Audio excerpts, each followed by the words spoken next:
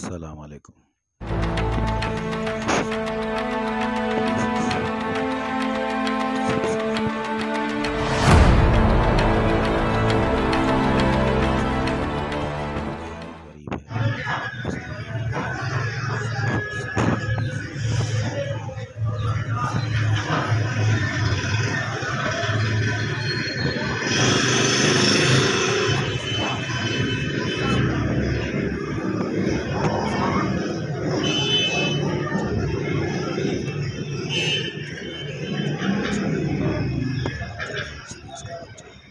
इसकी कीमत तकरीबन अभी भी 2 लाख रुपए हो गई है।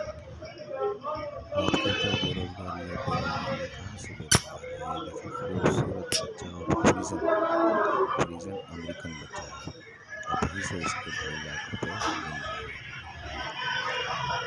तो आप देखें, थोड़ी सी मेहनत करने के बावजूद उसको ठीक नहीं, ये बड़ा होकर कम अज़ कम 15 लाख रुपए का बिकेगा।